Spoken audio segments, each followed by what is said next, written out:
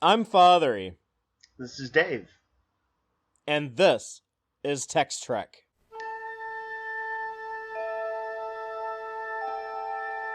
Engage.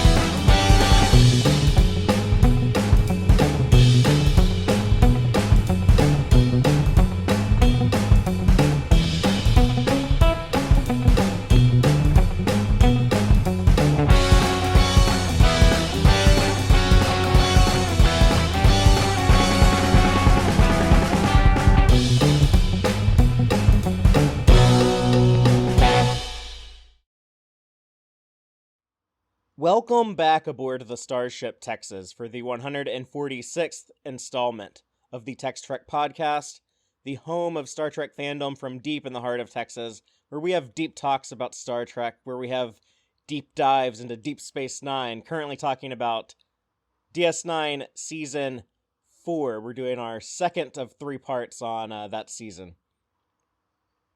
It's fascinating because every part that we've been doing is so strong. Yeah, Season 4 is where shit really gets going on that show. You know, I love DS9. It's my favorite Trek show, and I'm watching it for the 47th time. Dave here is watching it for the first time, so we're coming at it with two different perspectives. It's not like I've got a few with this time that I've got some criticisms of. A few that I thought were on the weaker side or dragged or whatever. But yeah, by and large, people were telling the truth when they said that this is like things really get going. And to me, it's not just because of the meta plot. I also just feel like the writing takes a surge forward. So that's been really pretty exciting to experience the first time. As you know, Fatheree, I'm starting to be a lot more cautious about spoilers as I've become invested in the characters. And so my old casual, I don't mind like knowing what happens in season 5 or whatever. I got to tamp down on that now, and I'd be like, no, shut up. Well, I only flat out dislike one episode in season 4, but it's not one we've talked about yet. That'll be in our part 3 of this series. However, when we get to season 5, I don't dislike any of those episodes. I think all 26 are at least okay. They're at least Hater decent. Dave is gonna find like 2 to dislike. But still, you know, these 26 episode seasons, they're hard to do. It's hard to be consistently good that many episodes. It's true, but it's also something they're really pretty admirable about. And as you know, I became kind of acutely aware, you know, working through several seasons of the newer serial era of Discovery and Picard, is that they do lack some advantages that you get when you can have 26 episodes to breathe and let things slowly build and not be as focused on a singular story. Like, there's actually tons of advantages, but goddamn, it's long. Well, the episodes we're going to be talking about today will cover Our Man Bashir, which I count as episode 10 because I count Way of the Warrior as 2 episodes. But we're going to go from Our Man Bashir until Rules of Engagement. So let's just start off right off the bat with Our Man Bashir. A transporter accident replaces the characters in Bashir's secret agent holosuite program with the physical forms of the station's senior staff. So Dave, here we have a combination of a transporter accident, a holodeck accident, and James Bond. How did you like that combination? I liked it super well. It was a fantastic fucking episode. It was, you know, I hadn't quite put together that it was transporter and holodeck or holosuite glitch until you pointed it out off mic a week ago when I watched it. But yeah, to me, this is the best kind of contrived. When basically the story is so fun, you like instinctively want to play along, I think. Well, I think the contrivances actually make a lot of sense. You know, like having to do like an emergency beam out because some terrorists blow up your runabout. Like, okay, that sounds like some extreme circumstances, and then the computer struggling to maintain their patterns. Like, okay, like I can understand like a computer would require a lot of storage. They should say storage, not memory, by the way. Memory is RAM. They should be talking about like their hard drive. Yes, the holosuite is storing the patterns of all of the sort of lead cast, dropping them in as characters into it, into his James Bond-esque program, and he cannot shut it down. That's the big thing. It's like if they get killed in the thing, right, they could potentially, the computer might delete them. And if he shuts it down, it might not understand to keep the patterns or whatever, and they could actually essentially die then until what, Eddington? Yeah. Finally being more useful than ever before, until he gets things fixed. And of course, with really Rom coming through in the clutch. Well, Eddington, I guess, knows some engineering as well as security stuff because he can. It's like whenever O'Brien's unavailable, he can step in and do like the engineering stuff. We saw him do a bit of that in Rejoined when Dax's ex almost died in that plasma fire on the Defiant. But I also be think like Geordi and just switch departments. I also think that makes a little bit more sense that the holosuite and Quarks would do some weird stuff than maybe the holodeck on the flagship of Starfleet in the Next Generation. Yeah. Because as they show here, like Quark is always doing a shitty job of maintaining his holosuite because he's a cheap ass, and there's a spatula being used as a plasma conduit and stuff like that. The other genius thing I thought in this episode was in fact the inclusion of Garrick. Aside from the fact that he's always a great character just to have around, the fact that he is a spy master and he's like living through this fantasy spy world is great. It allows him to provide a running snarky commentary that just like kind of takes it to a next level, I feel like. Yeah. No, that's awesome. Just like his whole observation throughout the entire episode where he's like, oh, so people think this is what being a operative for an intelligence agency would actually be like. Or even like when he sees the things that Julian Bashir, secret agent, is given, like that apartment in Hong Kong and the valet, Mona Loves It, with very James Bondian style name. He's like, oh, I clearly joined the wrong intelligence agency. Right. It allows them to embrace the all the tropes of Bond for the show, while also saying like having somebody who's, I don't know, he's like be the hater person who'd be like, really a spy who's well known? What? That doesn't make any sense, and all of that stuff. There's a line he drops where he just kind of sums it up. He's like, kiss the girl, get the key. They never taught me that in the Obsidian Order. It's good. Right at the very beginning, he's laughing at, again, very James Bondian when Bashir kills the dude with the champagne bottle. Yeah. Or I don't know if he kills him, but disables him. Yeah. They're like, right at the very beginning, Garrick is like, well, that doesn't make any sense. You couldn't really... But, it reminded me of the opening in Goldfinger when he sees, like, the reflection of the dude in the girl's eye. And then electrocutes them in the bathtub. Shocking. And like myself, Ron Moore, who wrote this one, I think has even said on record, he's more a fan of the Sean Connery Bond stuff, which is what I think of when I think of James Bond. I think I like those first few from Dr. No until we get On Her Majesty's Secret Service. I know that one's not Connery, but is that same style. Those first 5 are kind of what I think of as Bond.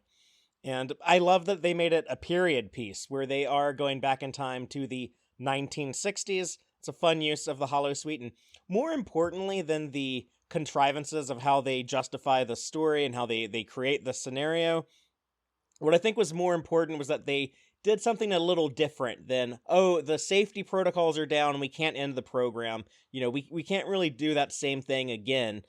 Unfortunately, Voyager will do a story like that even after this, but I prefer the more creative Deep Space Nine take here. We're to make it a little different. We're to put like their own little spin on it.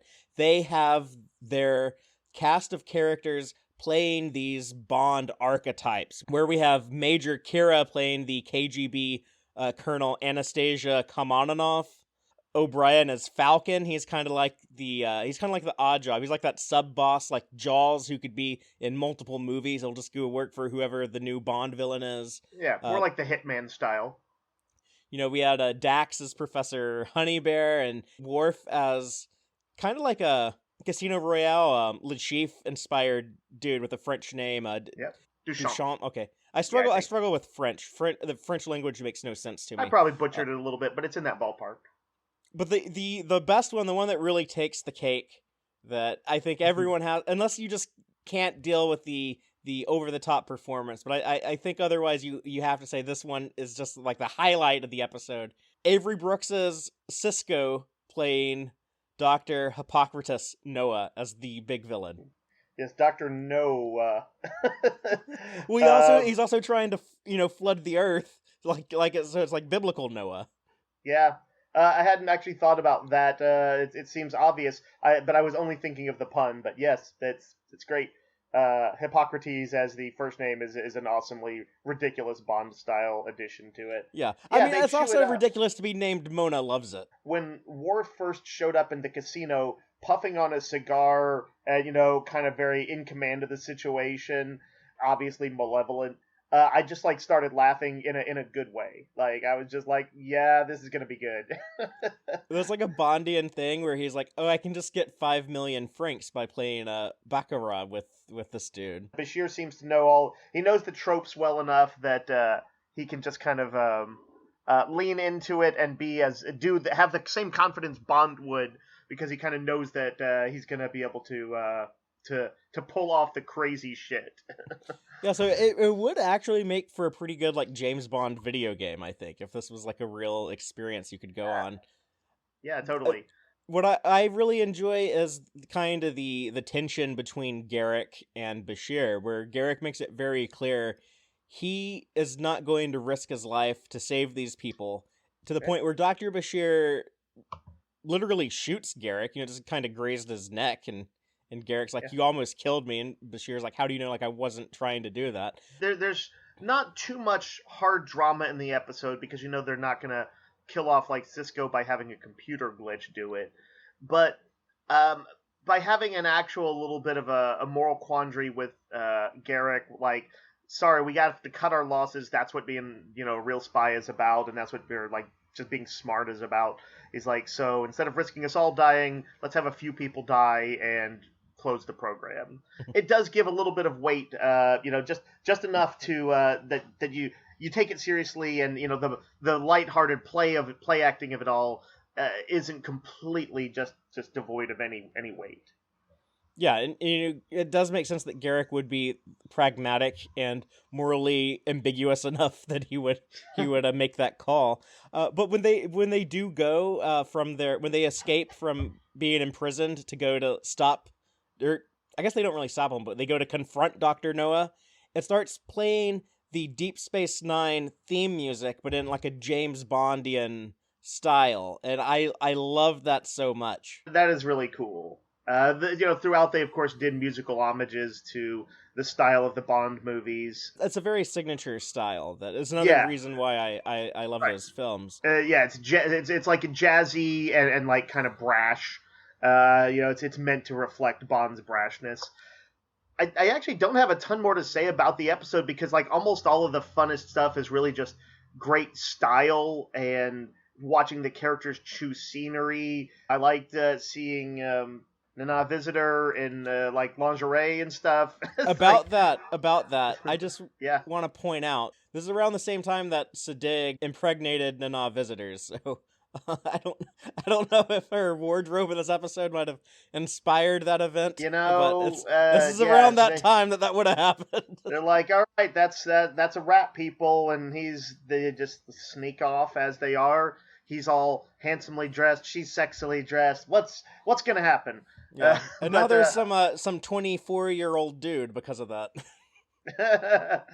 No, that's cool though. I'm happy for them retroactively.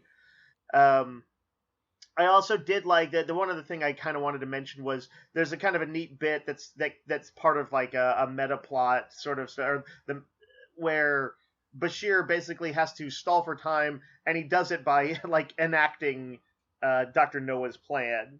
It'd be like James Bond hitting the launch missile for one of his bad guys and blowing up the Earth because he needs to buy time. it's a nice final bit of like kind of ridiculousness that does expose that yes, of course it's all a fiction, and Dr. Noah has to deal with the realization that he's like, oh, my plane came off. It's yeah, one of many neat moments throughout the whole episode. When Dr. Bashir says at the end, secret agent Julian Bashir will return or whatever, it's a little bit of like, not really. We kind of get another glimpse in a future episode, but MGM wrote a very, very angry letter to Paramount when this episode came out, and it was basically like, never ever do that again. Well, next we have a big two-parter. Dave, they kind of tend to do like one of these like every season in the middle of the season. Season 3 we had that Garrick and Odo adventure with the Obsidian Order and Tal Shiar with Improbable Cause and the Die is Cast. Here they do something similar with Homefront and then Paradise Lost. They will do something like this again in season 5. Do they consistently call them have like different names for the episodes, so it's never like so and so part 1 and then so and so part 2? Yeah. As someone coming into it late in the game, I appreciate that because it means that I'm surprised when these things happen. I'm just like watching an episode and I'm like, oh wow, this is intense. How are they going to solve all this? And then suddenly I'll get that like to be continued. I'm like, oh, cool. Which is not always my case. I don't often like sort of two-parters in stories that have or in series that have tended at episodic style. I think they can be a little bit bloated, but Deep Space Nine has a pretty good track record. Well, the synopses on these read: Sisko is recalled to San Francisco after a terrorist bombing reveals the changelings have reached Earth. And then we have, while Starfleet tightens security measures on Earth, Sisko and Odo discover that Admiral Layton is deviously plotting to take over the planets. So we basically have a tragic event on Earth. The changelings blow up a conference between the Starfleet and Romulans, and there was a Tholian there too. That was kind of cool, even though we don't see them in that footage. But they were blown up by some changelings, and paranoia ensues, and some very reactionary admiral tries to have a coup to overthrow the president of the Federation and enact martial law on Earth and invoke security at all cost over any civil liberties and prepare for the changelings with that approach. And there's a conflict with Sisko and our heroes. Every once in a while, I think I find that the resolution doesn't quite live up to the build-up. And that's, to some degree, that's me on just a lot of fiction. I tend to like the rising action in stories over resolution, and resolutions are tough. But I was enjoying it throughout. It was great to finally see Sisko's dad. We get Joseph in these, right? Especially because he had like played a key role, even though it was off screen, in The Visitor. He's great, and the actor that they bring in did a fantastic job. He's in Star Trek 4 and 6 as Admiral Cartwright. I think the brilliant thing in his performance, it comes in that scene where he cuts his hand, and Sisko, as well as the audience, is kind of suspecting it to be changeling goo and not blood. Yeah. And then like when he freaks out, when he like yells at his son, Benjamin Lafayette Sisko, what the hell are you doing? And he's all offended by it. But when he goes on like that rant about the changelings, it's very easy to play that too hysterical, I think. And he does a good job of like, walking right up to that line, but not losing the seriousness of it. It would have been very easy to be like Christopher Lloyd, like Doc Brown from Back to the Future, be like, "Oh my God, Marty, the changelings are everywhere," and just kind of like ham it up a little bit. And he keeps it like under control. So I really enjoy that, and also just I think it's real cool that this dude is just a chef. That in this future post-capitalist Earth where people kind of just can explore their passions, he's like, oh yeah, I just want to run a restaurant because that's what I love to do, and I'm going to cook Creole food all the time. It seems like a life well lived. Like, it doesn't feel like, oh, because he didn't do the great things that sometimes they have on Star Trek, I need to explore something or discover this or that he just sort of brought comfort to people's lives or whatever. It still seems like he's a happy person and, yeah, again, a life well lived. And it suggests that, there's a lot of other people, pursuing these passions. Like replicators are really convenient, but it's not as good as like some good old fashioned like home cooked food. So, yeah, there would be like some people that would want to like, catch the shrimp, and then someone else who wants to cook them, and stuff like actually like grow the vegetables and some all of that. poor kid, basically a grandson to chop the vegetables for you, as Jake is clearly like borderline terrorized of doing. Well, no, his dad tells him like, "Oh, you're not gonna chop vegetables anymore. Like, you're not a kid anymore. He's gonna want you to wait tables." Yeah. Their family has a bit of a tough work ethic, but yeah, the granddad. I think he exudes that kind of quality of sort of a sly patriarch of the family, like, really good-hearted guy, but, a little used to, maybe a little in love with his own voice sometimes, a little bit of an ego, like, in a pretty reasonable way, but it makes for a rich character. I like it, and I can also see why Ben Sisko gets frustrated with his dad, for not taking his medicine and stuff like that. He's got sort of, I guess what I would say are somewhat standard aging issues. I like when Jake tells him, like, the doctor told you have to keep your weight up, and then like he gets like really mad. He's like, "No, you listen here, grandson. Like, I don't care that you're like 7 feet tall at this point. You ain't gonna tell me what to do." Yeah. This is something that Deep Space Nine just does. It's like it's casually really cool a lot. So let me just quick throw these out, and then we'll jump into sort of the more key plot stuff. But like seeing Sisko's dad was a big thing. Seeing Nog again on Earth was a big thing. I got to finally see the scene where Worf brings up the Klingon gods. I'd seen clips of it before, but I never actually watched the scene where he talks about ancient Klingon warriors killing their own gods because they were more trouble than they were worth. Made the episode for me. I liked a little bit with Kira being disappointed that the prophets hadn't revealed themselves yet, which will have relevance later on in the season. She's clearly some of the Bajorans are getting a little anxious. They want to see the emissary doing more. Quark's story about trying to share their anxiety about Earth by telling a story about Ferenginar, where he was off planet during like a financial collapse? Yeah, like a stock market crash. Yeah. And he's like, I feel your pain. And then just the general paranoia of it, of like the weird, why is the wormhole opening and closing? What's going on?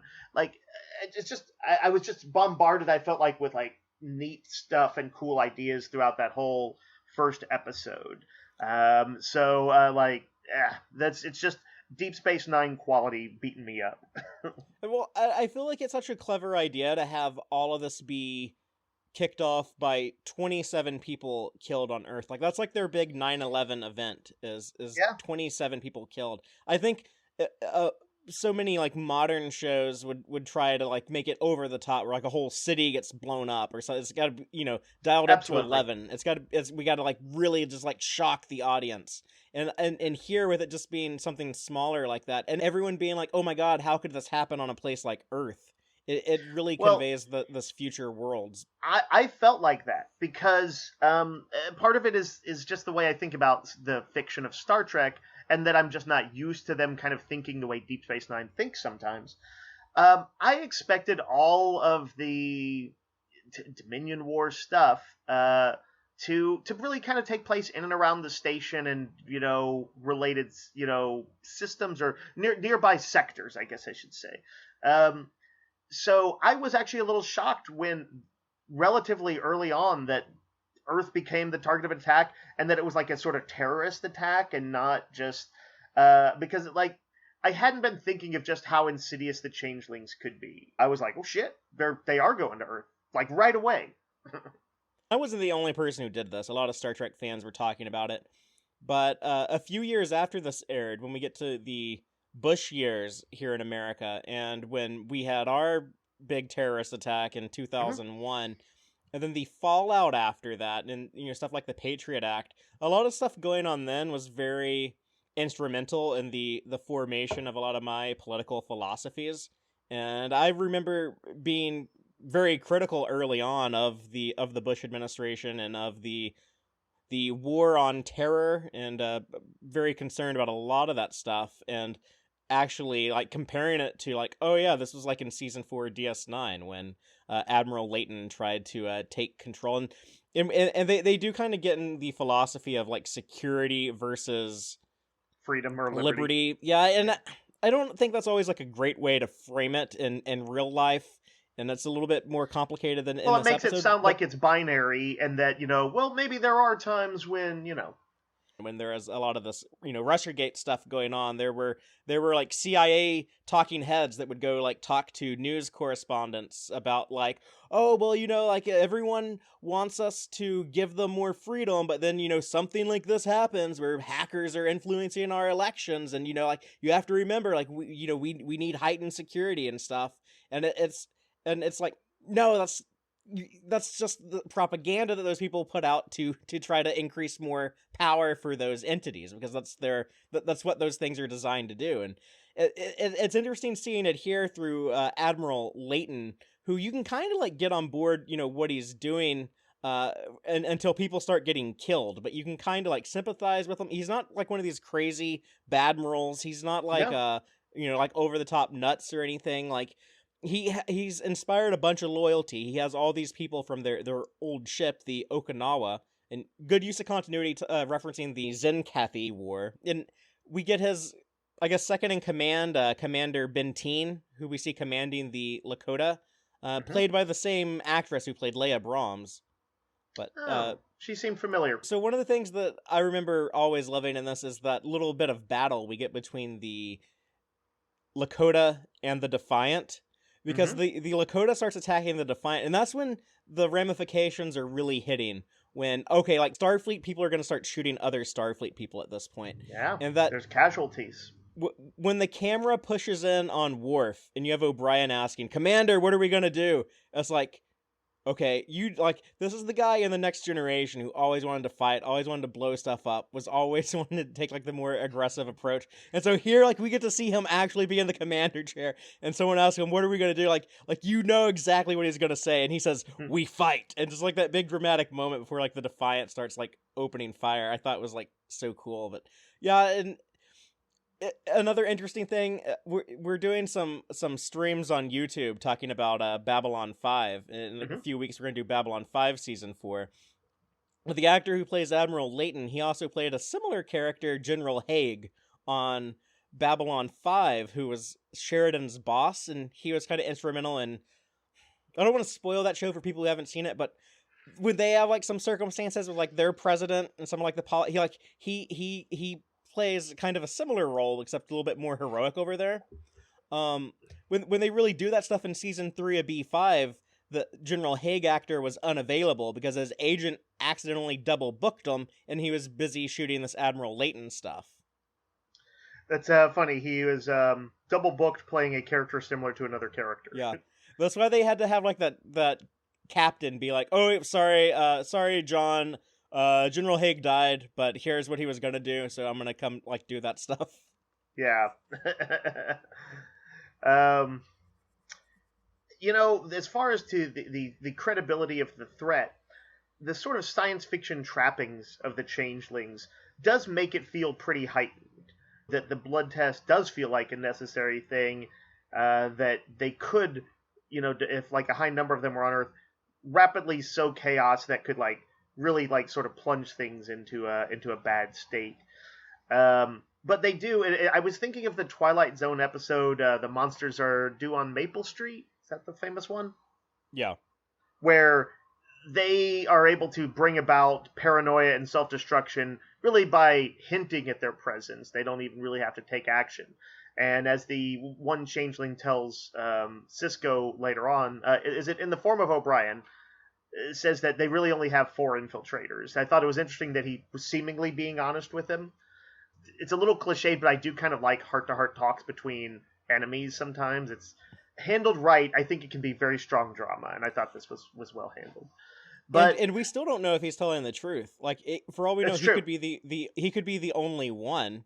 Or there could be many more, and he's Yeah. downplaying it in this moment of seeming candidness, so that if plot A fails, that they don't maintain their vigilance, or whatever, because they're like, okay, it's just 4.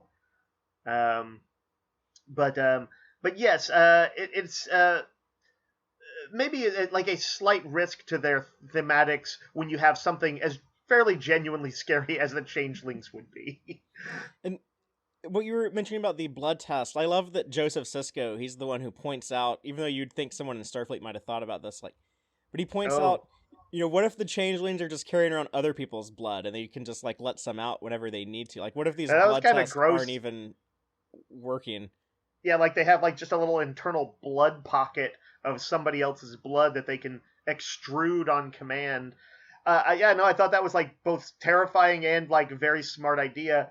You'd think there might be some way to like scan the blood, see if it's fresh or not, but I mean, maybe the changelings have a way to like, maintain that blood. And Dave, do you recall we've seen like a certain group of people who just pull out a duck tog and cut their hand open? Yep. They don't really seem to scan it or anything, so just keep in mind that maybe some of the Klingon blood tests maybe not have been very accurate. Interesting. But the Nog stuff you mentioned was really cool. I love that the show continues to find ways to use Nog. That's why when he was going off to Starfleet, I was like, don't worry, like we're still going to see Nog. Like he's not going to be erased from the show or anything. And that Red Squad stuff they set up with like this elite group of cadets, and we actually meet one of them. What was his name? Riley? Something. We see that kid again, and we see Red Squad again in the future. It felt like they were setting up something that would continue past this episode. I do like when they fake the blood test to arrest Sisko, when they figure out, like, oh, he's on to us, he's figured out our coup attempt. And Sisko sees, oh, they just, like, made me look like a changeling in front of the president. And he doesn't even try to fight it. Like, he's smart enough to know, like, I'm not going to be able to win this battle right here. But in his frustration, when he just throws that pad down on the desk, I just really liked that moment. I like the guy who played the president. He had a commanding air about him. And I don't like this president. Well, yeah, you're talking about as a president. I would vote against him. He seems rather weak-willed. He's a cow. He's like, his species is literally called a grazerite, and he just looks like a giant cow. But he's made to be like this very like peaceful person. He's like, I didn't even want to be president. And he kind of gets like pushed around. Like when Leighton, Odo, and Sisko walk in there, they're like, look at how bad the changelings are. You need to be tougher on security. And he's just kind of like, oh, okay, I guess you're right. And he does stand up to Sisko at one point when Sisko tries to tell him that like there's this coup attempt, and he's like, are you out of your mind? Like Starfleet trying to overthrow the president of the Federation. But other than that, he does seem like kind of a pushover, and he might be a good peacetime president, but as Leighton points out, like he's not the one we need in office right now. Yeah, what I liked about it is that I thought that actor did a good job of portraying someone who was weak and like a nuanced. He had like a sort of commanding presence when he was around, and he felt it's the thing of real life politics. He felt presidential, even though he was clearly going kind of where the wind blew. Nice side character, nice supporting character. Father, the only thing I'd like to add is a very small thing about this two-parter, which, like I said, I was a little disappointed in the second half just because it wasn't hitting me with as much innovation, and I did see the broad arc of, kind of where it was headed. But my minor complaint is that Dax messing with the placement of furniture in Odo's apartment is very not cool. Oh, I love that because that reminds us off the bat at the beginning of the episode in a very subtle, casual way of Odo and his people and their love for order. That's a fair point. I'm just saying that that's a very lame invasion of privacy, and I don't like it. Okay, Season 4, Episode 13, Crossfire. Odo must face his feelings for Kira when she falls in love with First Minister Shakar, her former resistance leader. So we have the return of Shakar, the farmer turned freedom fighter turned First Minister of Bajor, and Kira are now an item. We now have like a new Kira relationship. Rest in peace, Burrell, but you've been replaced with a less boring character. as I was watching this, there's something Gul Dukat, or like Dukat, but he was bounced. He was demoted. But in a few episodes, we'll comment on. I was thinking, oh, because I know Kira, I know that she's not like some, I don't know, gold digger or power, like trying to move through the ranks of power kind of person. But she does tend to date the most powerful men on her planet. And I was thinking that if I was like one of her political enemies, I'd like go after her with that. If I was Kai Wynn, because I'm like, oh, you were dating basically the equivalent of a cardinal, I guess, before, something like that, or a bishop with Vedic Yeah. Baral. And then now she's dating like planetary president. Oh, Kira. He's not like the most interesting guy in the world. I was joking that he was more interesting than Barial, but I do tend to like him a little bit more. This salt of the earth dude who would have just probably lived like this content life, working on his farm, then had to become the soldier during the occupation. And he's a good-hearted dude, and now he's put in charge of the entire planet. I just kind of like that on a conceptual level. Yeah, there's a montage of him going through the station, and he's kind of interacting with the people, and even though security is like, hey, you need to chill it out, dude.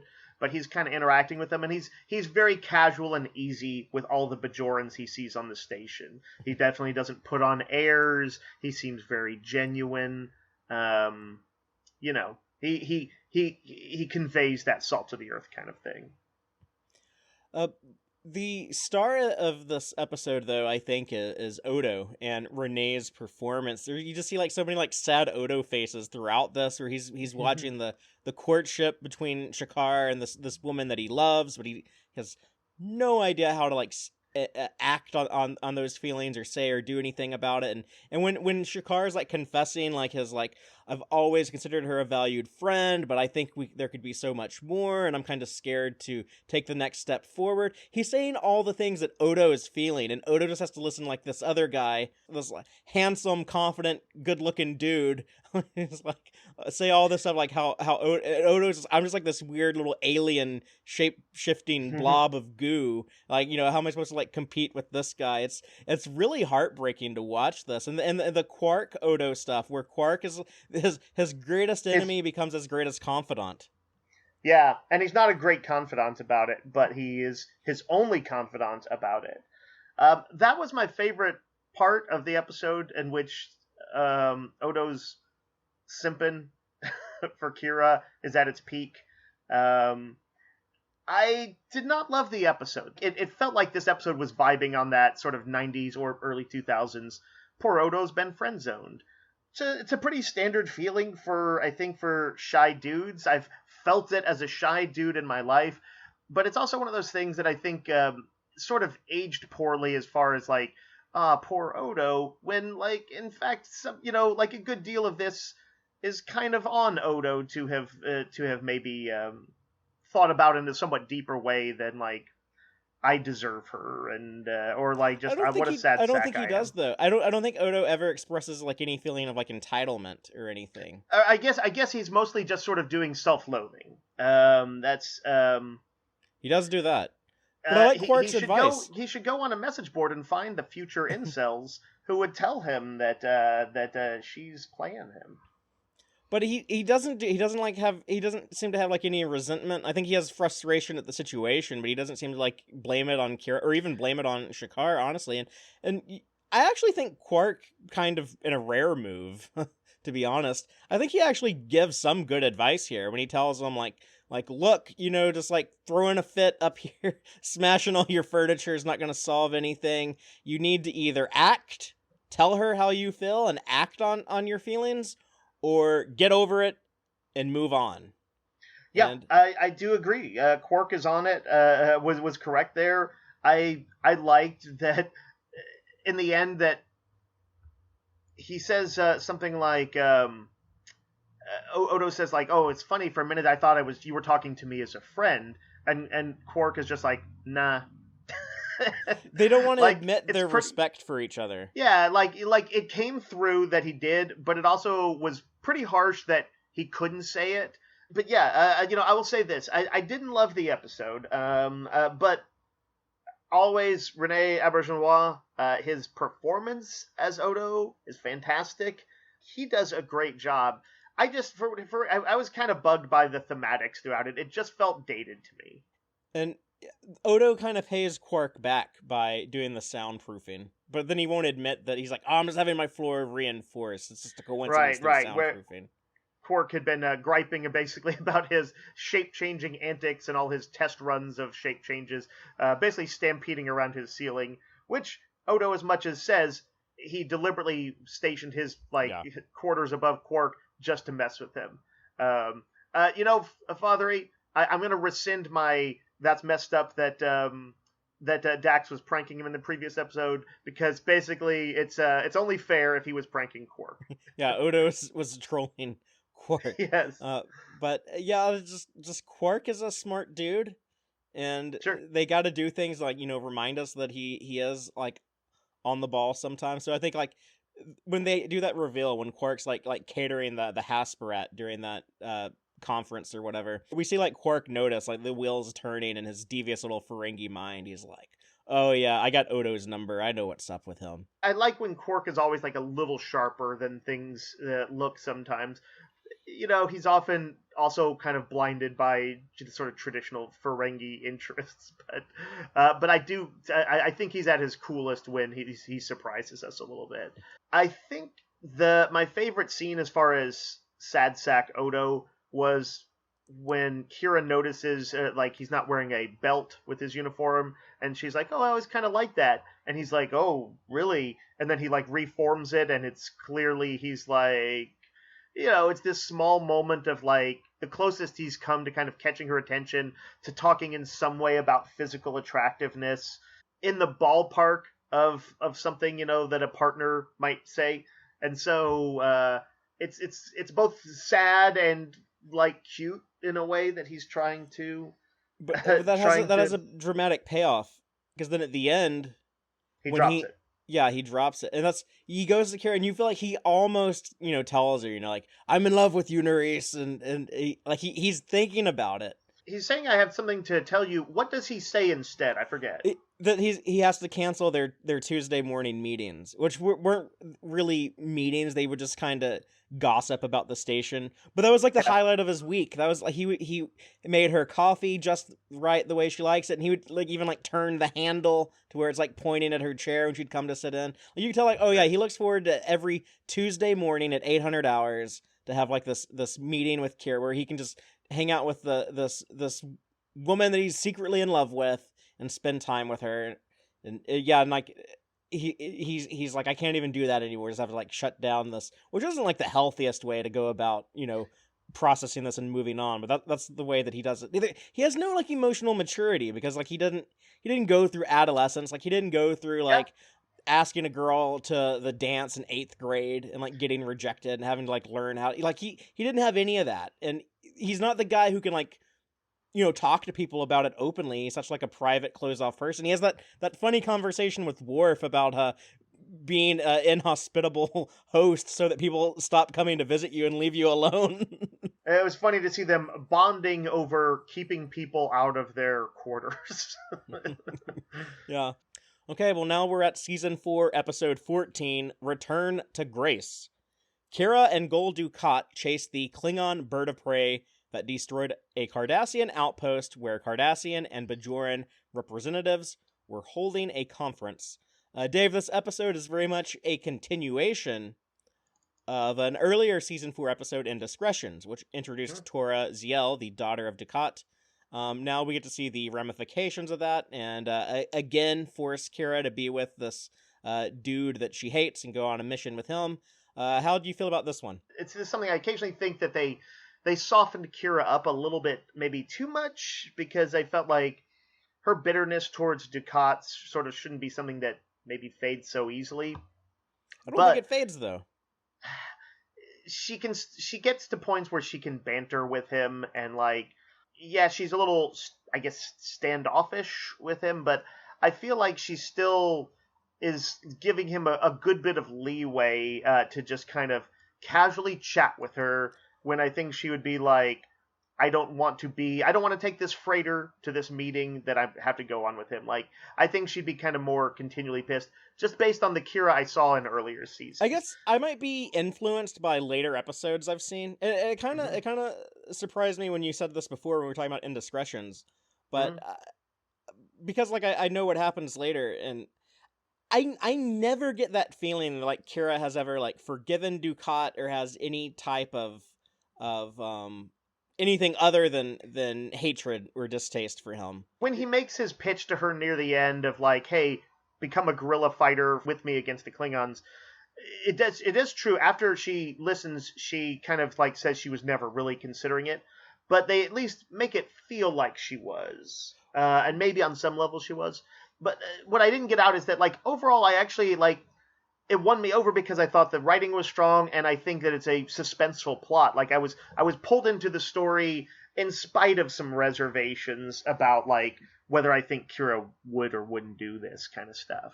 Yeah, and even in that moment you mention, you know, Ducat's trying to make the case that it would benefit Bajor, and I think she still never considers it, but I think she does like, well, I don't know, maybe maybe stopping the Klingon threat would be a good thing for Bajor, but ultimately, you know, not with him, not with this dude. If that's like a concern you're having, I guess I just want to like tell you, like, you don't have to worry about that. The show begins and ends with Kira like hating Ducat, and there's never any forgiveness or any of that. She doesn't ever fall in love with him. No. That's never gonna happen. I'll spoil that for you right now. That'll never happen. Father, I know she likes powerful men. Yeah, well, Ducat says that, and he's such a creep. I hate Ducat so much in this episode. It's like he's been Facebook stalking her. He knows stuff about her. He's gone beyond. He is Obsidian Order Facebook stalking her, where he like, you know, he wants to throw in her face that the guy she's dating has had a lot of partners, and stuff like that. It's very creepy, and he's clearly been talking about her to his daughter. Enough to the point where, although yes, he seems like he's being a good father to her overall, but she's picked up on his interest, and she wants it to happen. She wants the nice lady who helped save her to be her new mom. And I'm like, oh, this is awkward. Yeah, he like weaponizes his kid, the only kid he still has in his life, because his wife left him. He's like, like this dude is probably like banging my wife right now. Like, yeah. I do enjoy like seeing Ducat like so like depressed. Like you're like, this is kind of like the lowest. Well, yeah, he's been busted down to like a freighter captain, or like kind of running errands essentially for Cardassia. Yeah, he went from being the military advisor to the government. So probably like the, if not Secretary of Defense, then probably like a general on like the Joint Chiefs. At least, you know, something close to that. And then yeah, here he's just like a kind of a glorified bus driver. Like, oh, you need a ride to the Bajoran Cardassian conference? I'm here to pick you up. Even though he probably asked for that assignment because he's crushing on Kira. Yeah, I feel like he had to probably pull some strings to make that happen. It was not a coincidence. He does kind of get what he wants in a way at the end, which is he gets in a way that like the other person crushing on Kira, Odo, decided to step back in the previous episode. He has managed to get a foot in the door of her emotional life by getting his daughter on the station, a daughter that Kira clearly has an investment in. So he's got an emotional connection with her. As the planner Cardassian that he is, he probably feels like he's a step closer. He clearly seems to think he can eventually break down her willpower, or at least is living in perpetual hope. Like I like not liking him. I think he's a great villain. Yeah, I agree. They are caught off guard when the Klingons, you know, destroyed the station they were going to, killing both Bajorans and Cardassians. So Kira and Ducat do have kind of a joint cause. They both want to put a stop to the Klingons doing this, and the part of seeing like Ducat's, you know, fall from grace. This episode is called Return to Grace, but we really experience the fall from grace is when Ducat on his dinky little freighter with the weak ass phasers that don't do anything, when he tries to attack that bird of prey. It's not even like a huge Klingon ship, it's just like a little bird of prey, and the Klingons don't even want to fire back, and they just casually just fly away. He's almost in tears sitting there in his captain's chair, and he's like, shocked by it. He's like, oh, I guess we're not even, worthy of being blown up by these Klingons. Like, he's on, like, the verge of tears when he's saying that. I did think that, like, I like those little bits of realism, like, yeah, the Klingons walking away from a battle because they, it seems like there's no honor in it. And even early on, when there's a bit of exposition going on as to, like, what's going on, and Bashir is doing a medical exam on Kira, he's talking about how, the invasion of Cardassia, that it's like their healthcare system is in shambles. I don't know if it's from the invasion or the coup, like the Klingon attack or the coup. It's from the Klingons just blowing up a bunch of stuff. Yeah, but it's those kind of neat little asides that that are adding some bit of complexity to things that we already know. I love when DS9 does that stuff. And I just want to remind everyone that the reason for all this destabilization is from the changeling threat. So the Dominion is the catalyst that is why we had like this Cardassian Bajoran conference get blown up. So it adds to their menace as well, that they're kind of behind all of this. It's true. Yeah, Earth in turmoil. Cardassia with whole governments overthrown. Klingons on the rampage. Khitomer Accord broken. Old hostilities flaring up between the Federation and the Klingons. It's a lot. For a relatively small number of actions, but that said, they did destroy the major intelligence agencies of both the Cardassians and the Romulans. So that probably was a wild and terrifying wake up call to the rest of the quadrant. I like that this episode has like the slow talky moments where they actually like explain like the tactics and what they're trying to do, and the neat idea of like Kira having to teach her former fascistic occupiers how to become guerrilla resistance fighters, and like, okay, let's just like take one of these stations guns and figure out a way to like hook it up in our cargo bay. And we just got to like make this work, use what resources we have access to.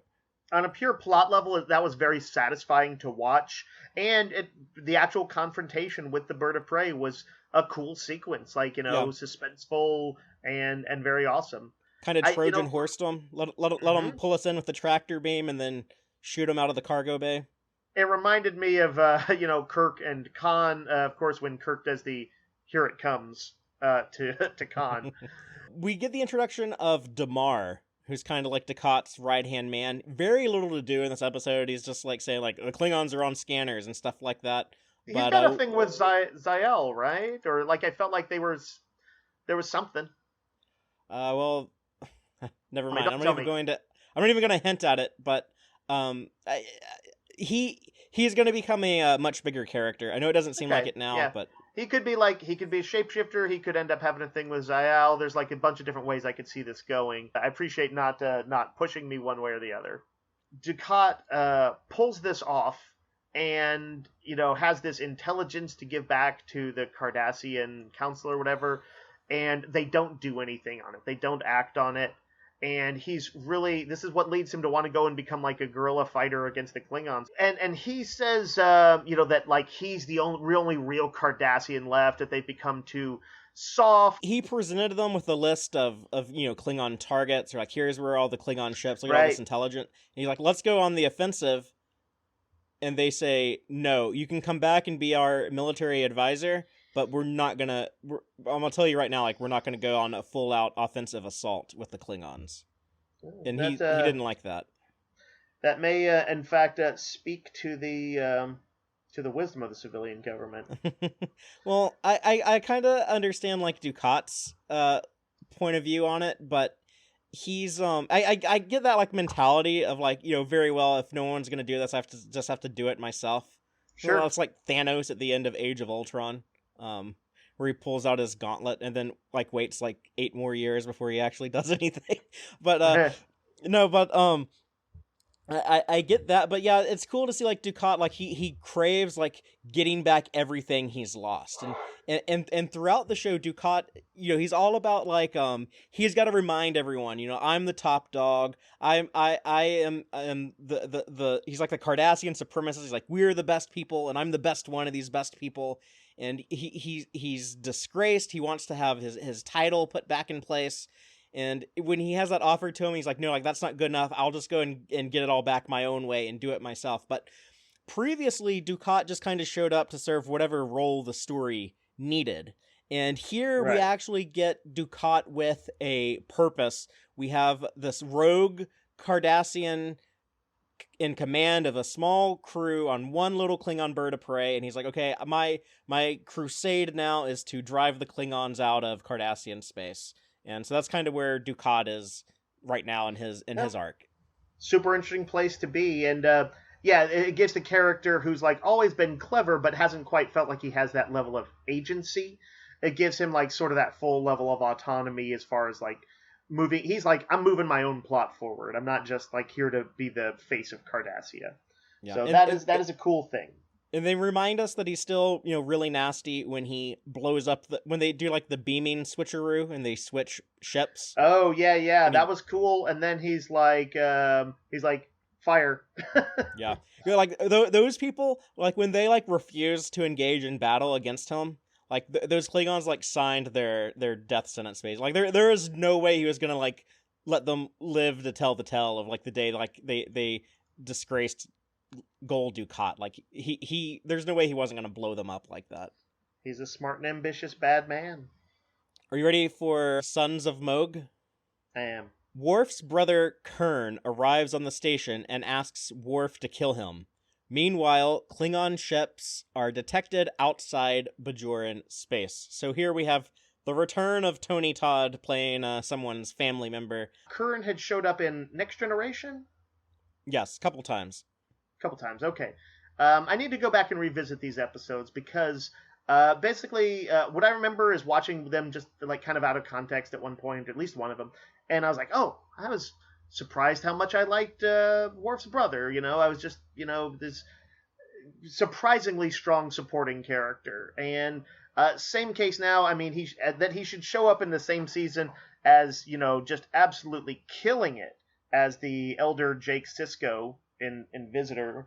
I'm already way on his side, and like I regret that this is, I think, maybe Kurn's last appearance. They actually like always planned to bring him back after this, but just never got around to it. Right. I did read about that. Now that you say that, or like I skimmed a little bit about it, but I like the episode quite a bit. I like, as apparently I'm not the first person to voice this, wasn't wild about the somewhat unusual solution at the ending.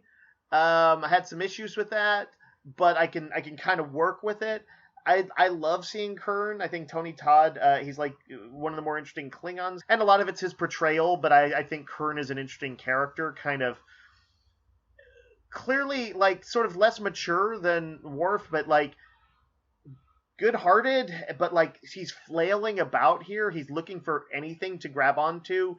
Please, he's like, kill me, and he's like, okay, well, if not that, then I'll try out this other scheme. I'll try and get myself killed. And at some point he just says to Worf, he's like, I'll just do what you say. He's like, tell me what to do. And it's really sad. Like, that's like the saddest thing I feel like I could see of a Klingon is that sort of loss of agency. So, and Tony Todd is good at portraying tragic characters. So the moment you're talking about where he tells Worf, yeah, just tell me what to do, it's when Worf is trying to like talk about this and do like a little bit more like human thing and probably like emotionally healthy thing, and like let's talk about it, let's figure out a solution together. And Kurn is just like no, I don't want to talk about it, that's just a human thing. You're the older brother, you just tell me what to do and I'll do it. I don't know if I love Kurn quite as much as you. Like if I made a list of like my top 10 Klingons, I'm not even sure if he would like hit the top 10. Nice. I never think he's terribly interesting, but I do like the stuff that he draws out of Worf. I think part of it is simply the portrayal. I just sort of the nuance that Tony Todd brings to it. Sometimes Klingons I find like one note, and it's not as if Kurn is a deep character, but literally just the acting and emoting of Tony Todd brings something to the table that I like say found often lacking in Discovery's Klingons. I like seeing the repercussions of Worf siding with the Federation over the Klingons. Like, their house fell into, after all the sort of work that had been done to sort of rehabilitate it, it seems like it toppled. For someone like Kurn who doesn't seem as able to roll with the punches, go with the flow, as Worf is, who doesn't have the Federation as an option, as a viable option, or some other course of action, yeah, of course he's gonna, like, this is, his life got destroyed by Worf. Worf probably should have at least been thinking about these things in the wake of it more than he did. Well, he said he tried to call him. He was like trying to like talk to him, and he couldn't get through. Oh, what was the deal? Like, the phone was busy? He's just like, I've been trying to message you for months, and you haven't responded. Okay, yeah. I mean, so, Kern is kind of, it seems like, short-sighted in the way that many Klingons seem to be. I can imagine that, like, all he felt was, like, sort of bitterness towards his brother, and was like, I'm not going to talk to him. Even though it could have presented a solution, he was just too angry about it. And it really adds to the consequence. You know, when in Way of the Warrior, we see, it's almost, I'm probably being like melodramatic, but it makes me think of like Satan tempting Christ in the desert when Gowron is like standing like behind Worf with like his hand on his shoulder. He's like, think of it, Worf, like you by my side, like join us in this Klingon war against the Cardassians, and you know all the things I can do for you and your family and your personal glory. And Worf turns all that down. He's like, and Gowron makes it very clear, you know, like, if you do this, I will ruin you. And then Worf stands by his guns and still does the right thing. But now we're seeing the cost of that with Kern. Yep, super Deep Space Nine thing to do, and I love that about it. And I like that Worf's initial solution is the very Klingon thing to do, which is he will assist him in suicide. And the Mach Tavor. Yeah, sometimes a little sketchy on the Klingon front about like some consistency, because I thought that like suicide is okay with them at times. Yeah, like if you're like a prisoner of war, you're supposed to kill yourself, but sometimes we see Klingon prisoners who don't kill themselves, and like the justification is like, well, I have like the hope of escape. But they also, in the trial episode that comes up, they were the Klingon prosecutor says something about like, for a Klingon victory is everything, but like just the previous episode, the Klingons literally just flew away from Dukat's ship because they considered it less unworthy of them. So I'm like, oh, which is it? Are they obsessed with victory, or are they obsessed with honorable victory? And I think that does, sometimes it's inconsistency, but sometimes I think it's meant to reflect that Klingons don't live up to their own ideals. We see that happen all the time. Mm-hmm.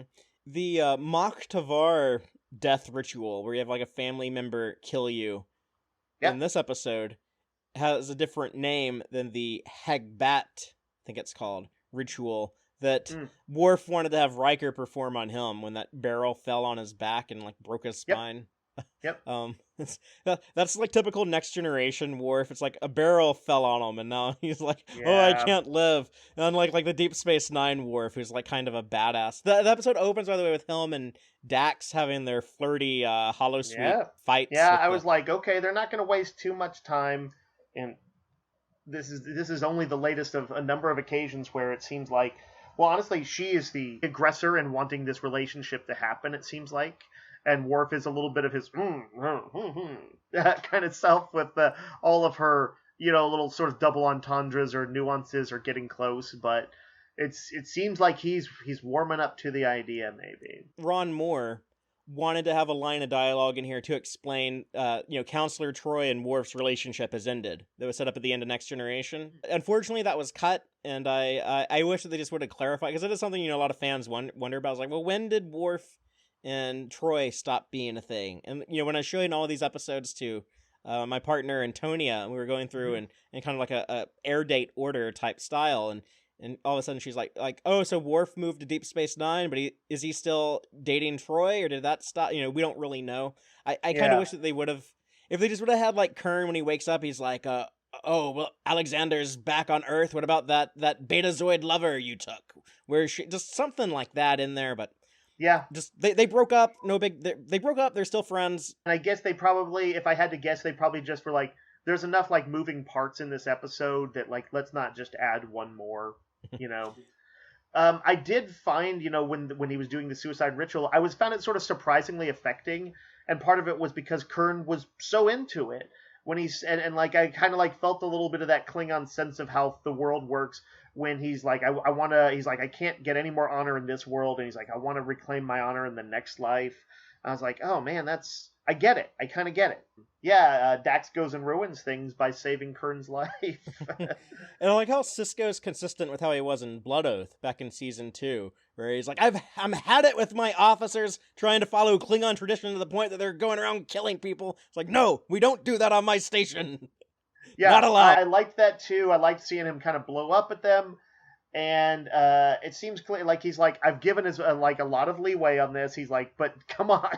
He's like, you guys are pushing me. Yeah, literally stabbing dudes. Like there was a lot of other neat moments in there, and there's a brotherly moments throughout the episode. One is that he said he's willing to, even if he goes to the underworld of dishonored dead, he's like he'll still be with his fellow Klingons.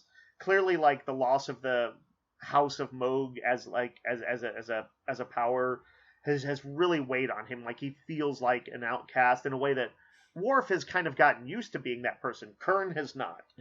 And I also like he says something at some point. He says the sons of MOGH should never have been separated.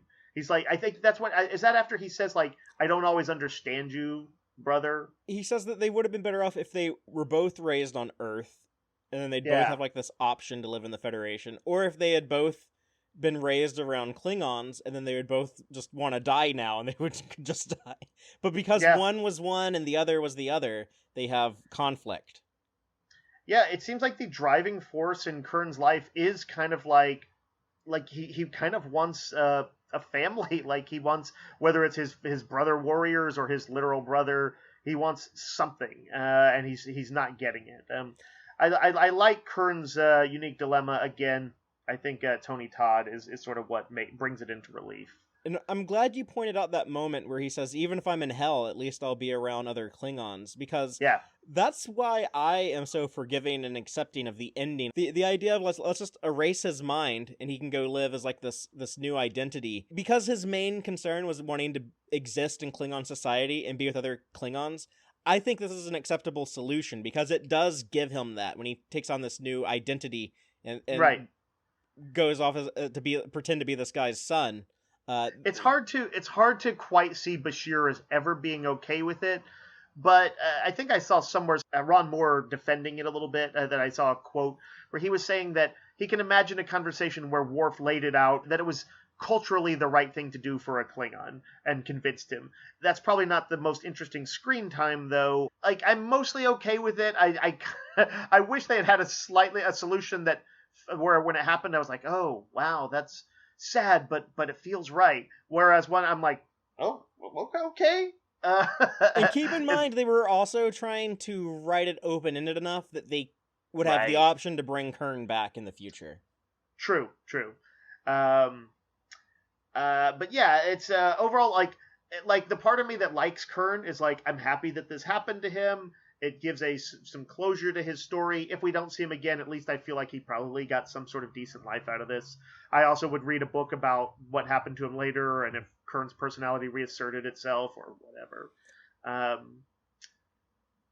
Michael Westmore, the makeup dude in the whole Berman era of Star Trek, he always kept the Klingon head ridges consistent for family members. Everyone in the Duras family has like the same style head ridge. That's very cool. Worf and Kern have the same one, but when they erase his memory to go be Nogra's son, they surgically change his head ridges to match Nogra's. Cool. So that he would look like his son. I did not notice that. That's a nice little detail.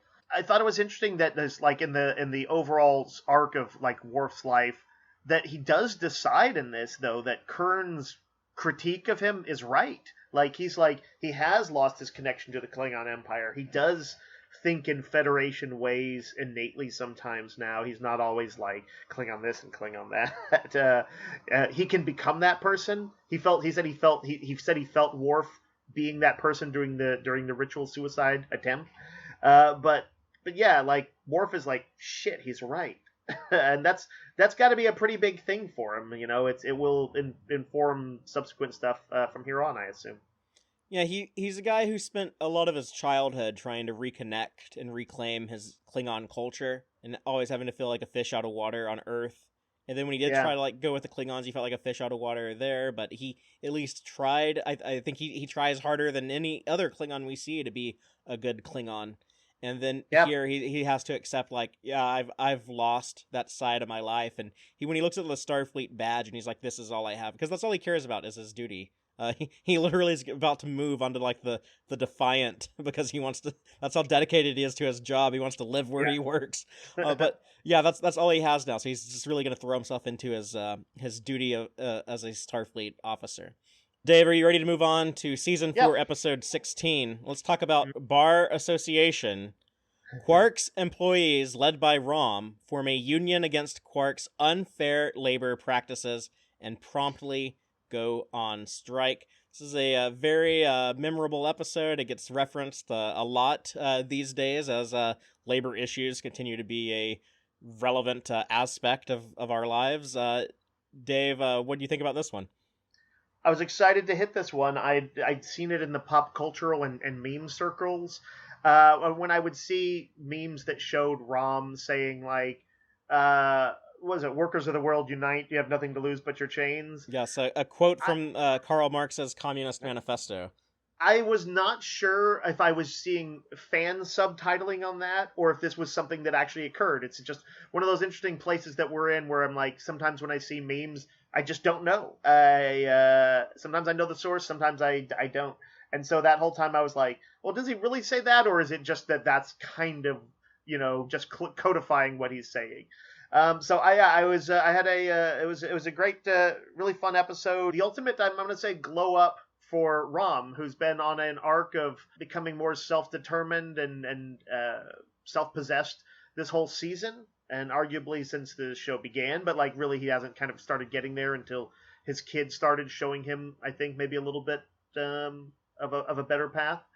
I don't know that I love the episode. I thought it was a very good episode. But I did love seeing that for Rob, and I love that it was like, I mean, it is like a seriously pro-union episode, especially because of O'Brien's sort of backing his play. I love that Star Trek, it seems to embrace that. There's no like, oh, there's two sides to every story. Oh, that, Quark is kind of right. Like, the only person on his side is Odo in, sadly, his most sort of Law and Order moment. Because fascism and capitalism go hand in hand, so of course Odo and Quark are on the same page with that. That's a big role of our, real life law enforcement is to break up picket lines and stop striking workers and protect the private property of the bosses.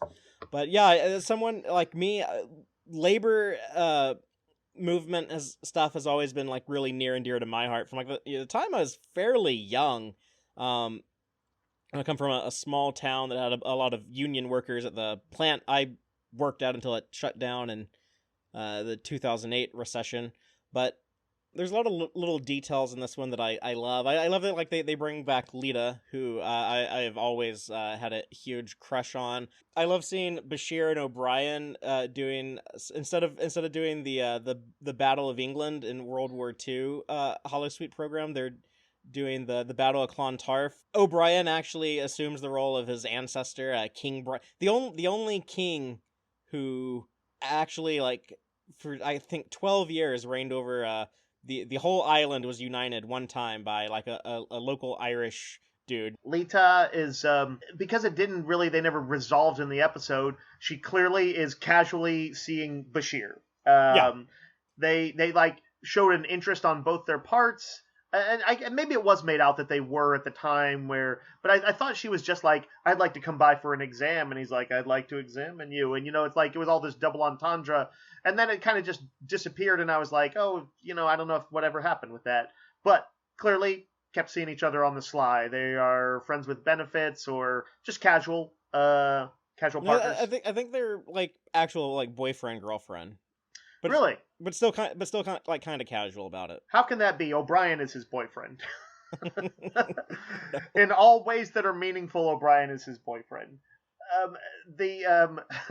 And so that leads me to my other point, which is that if I think about it, like, I understand holodeck is usually meant to be treated as in a kind of lighthearted way.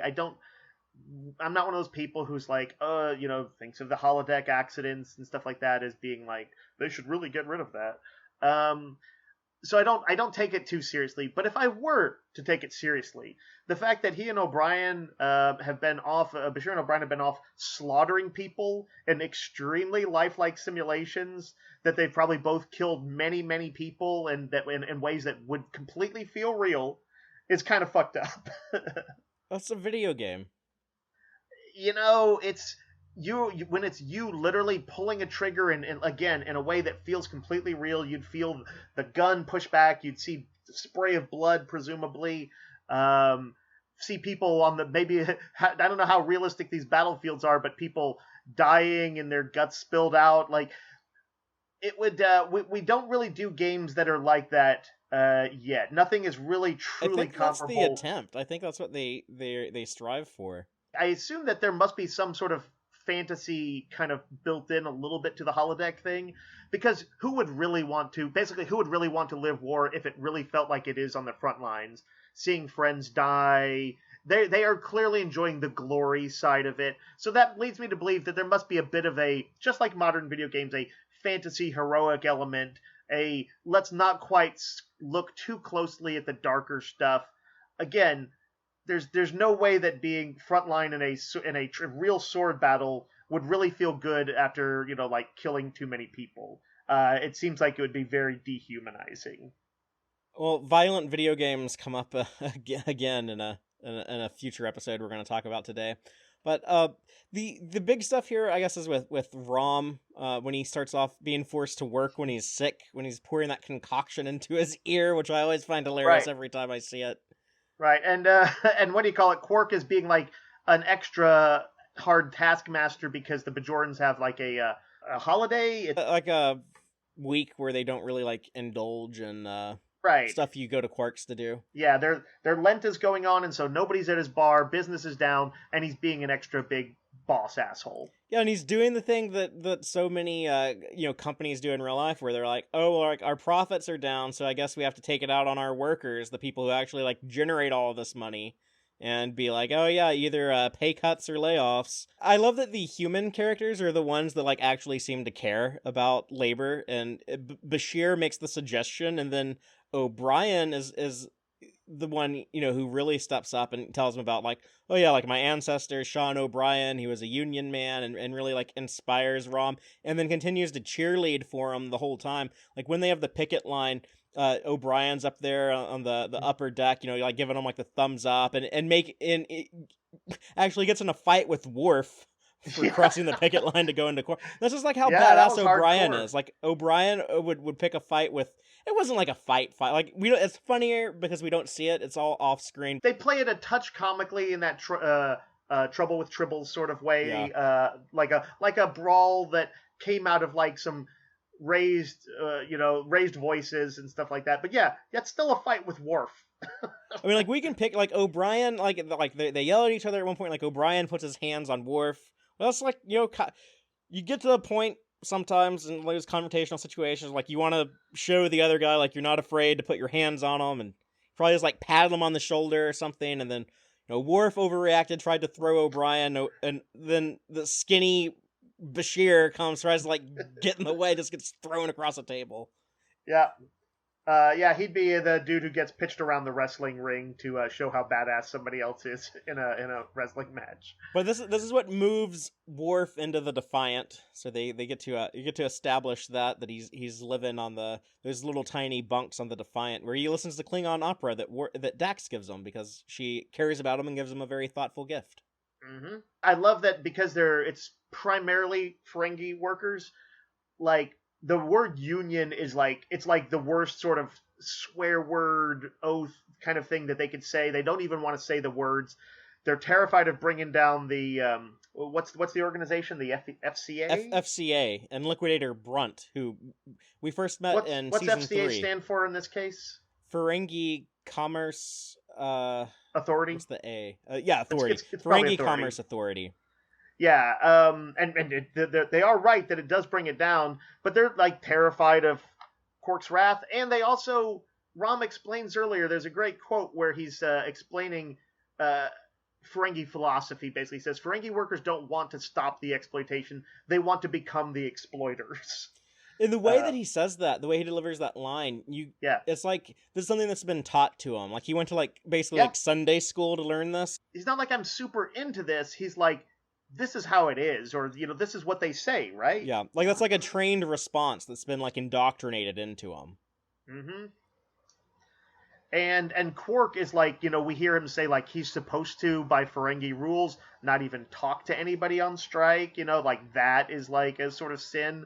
And indeed, like when the FCA shows up, they're like, we're going to punish you to hurt them, and and they do. They like beat some Nausicaan thugs working for them, like kick the shit out of Quark.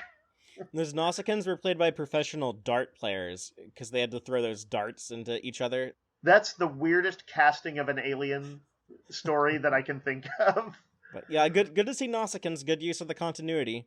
Yeah, to me the highlight as far as like dramatically is when Rom stands up as he's been standing up to Quark off and on for a couple seasons now, but he says something that he says to him. He's like, I'm not dumb, and you're not half as smart as you think you are.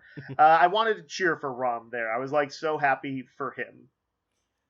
Well, the end of this episode, it concludes with not only are the workers' demands met, and I like them showing that like strikes work. Like I think labor organization is not only a good thing, but it's an essential thing. I think that's the only way we're ever going to, on a massive scale, reform society is through a workers' movement. But in this episode, we get Rom saying, you know what, like it's not good for our relationship as brothers, for me to work here as your employee. It's not good for me. I'm meant for bigger, greater things. I'm gonna go work for the Bajorans and wear this Bajoran uniform and be a maintenance dude on the station.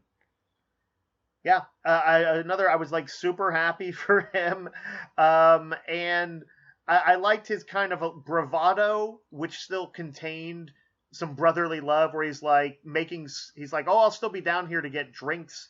And he's like, now get me my snail juice. And then he adds, he's like kind of warmly, he's like, brother. Yeah.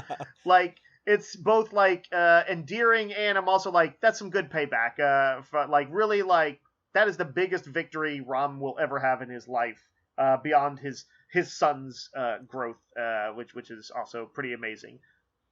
They don't really point it out here, but I just want to say that as a maintenance dude, he actually reports to Chief O'Brien now. And we establish Rom's attraction to Lita. So now we have like a little bit of a Rom, Lita, Bashir love triangle. Yeah, I was not quite sure whether that was just a lark for this episode or what. She seemed like she wasn't like completely... she was a little bit hard to read, she was also kind of doing sort of character tropes. She was like, you're a brave and great guy, and I'm like, okay, I don't know that she actually has any interest in Rom, but she gave him a kiss, I think, and seemed to genuinely admire him. I don't know whether give him like a kiss on the cheek, but Rom got really excited about it. It's the kind of thing where, it seemed like it was not too much to her, but was taken as a lot by him, which, even if that's all that ever happens, good for Rom. He deserved a kiss that day. Earlier in the episode, it's kind of gross, but when he talks about like the reason why his ears are sick is because he's been giving too much self-inflicted umox. When she says, "Who's the lucky female?" and he's like, "Oh, it's just me," and then she says, "Oh, that's sad," and then he like leans his ears forward to her, and he's like sad enough to do something about it. Like the way that she reacts, she doesn't like react with disgust. And she's just like, oh, well, I don't know if Julian would approve. Usually they would kind of have somebody be like, gross, get out of here. So I was like, it at least speaks to a sort of more progressive vibe of the show, moving a little bit away from, Ferengi are always just kind of like, just the gross butt of the jokes. And we got more Brunt. He didn't do a ton in this episode, they just needed a Ferengi bad guy to show up, and he filled that role, but he'll continue to be a recurring asshole. Nice. Played by the great Jeffrey Combs. That sounds good. I'm down for that. We're gonna get more Jeffrey Combs next week as a different character. A new Jeffrey Combs character is about to arrive. I do not recognize him on sight. He's like kind of invisible to me. I guess that's the makeup and the Yeah. acting. Well, let's talk about season 4, episode 17, A Session, written by Jane Espenson, who I know from Buffy, Angel, Firefly, Yeah. Dollhouse, and even Battlestar Galactica. I did not catch her name. That's very cool. This is her only on-screen Star Trek credit. However, she did do some uncredited writing for Next Generation. So glad to see Jane Espenson's inclusion here. But the synopsis reads, a 300-year-old Bajoran ship comes through the wormhole, and its passenger claims that he is the emissary of the prophets. So yeah, this is the one with the fake emissary. But big in Sisko's arc, because by the end of this episode, Sisko has for the first time fully embraced his role as emissary of the prophets to the Bajoran people. Dave, I know you don't really like the Bajoran spiritual faith episodes as much as some of the other stuff. How'd you feel about this one? I do like sometimes the elements of it that sort of lead me to think, oh, what would I do in this situation? What would I do if I felt like a prophecy was truly coming to pass? How would I process that?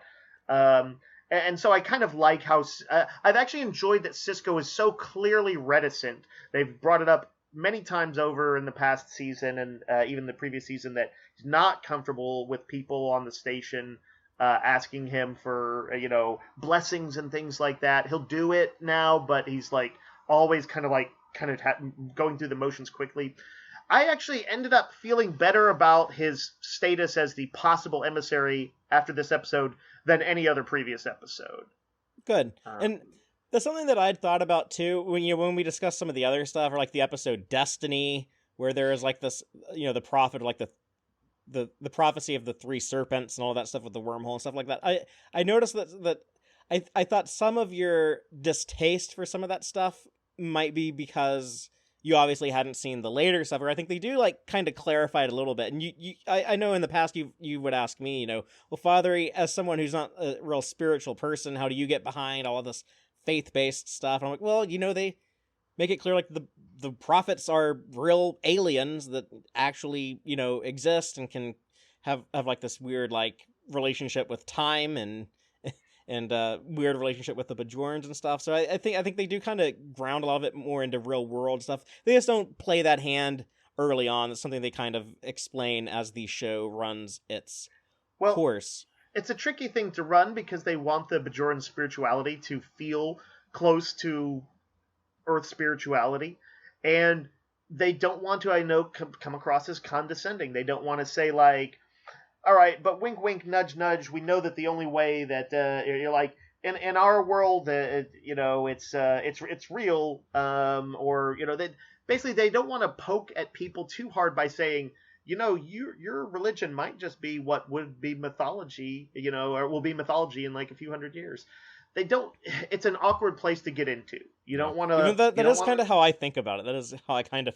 If I was one of these people on the station, I'd be like, like you Bajorans, like your gods are just kind of like aliens. This isn't that different from like if people wanted to worship Q or something. Yeah. But I mean, I wouldn't run around saying that, but that's how I would.